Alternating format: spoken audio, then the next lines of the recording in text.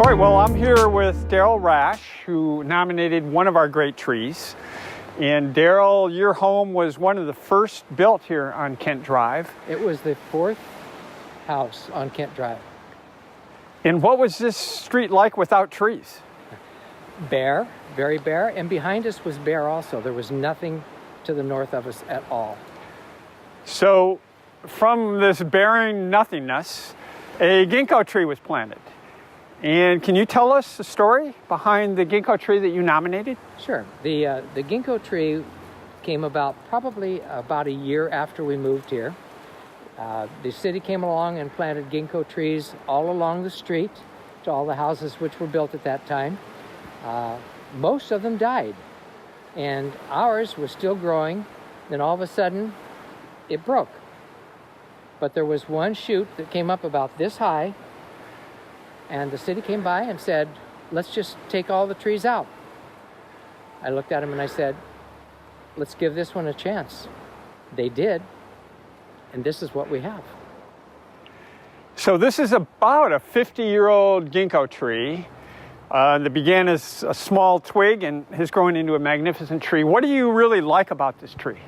The fact that it is beautiful, it's old, it has a neat history, and in the fall, right around the 25th of November, all the leaves fall, and they fall within about 5 to 7 days. A beautiful carpet of gold. When we had lawn here, our grandkids would come over and they would roll in the gold and they would throw it up in the air, and I've got beautiful pictures of leaves just tumbling down all around all of our 6 grandkids. It's just always been a magnificent tree. People stop by and look at it. They take pictures of it. It's just a great tree, and I love it.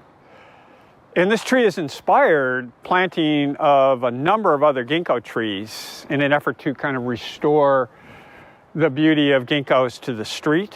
And the nice thing about it is those ginkgos are thriving.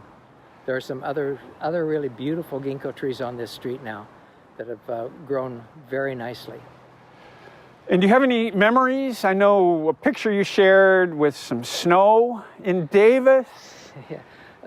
Snows very rarely in Davis, but when my youngest daughter was about 5 years old in January, the tree was standing about this tall at that point, and actually maybe it was taller than that, about as tall as you, but very barren, and it was right there.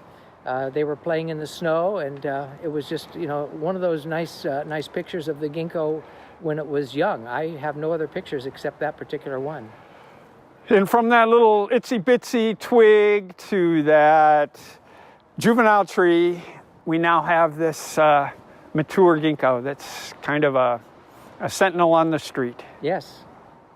One of our neighbors has told me for years that it reminds him of when he was in Japan studying in the medical school of all the beautiful ginkgo trees that he saw there.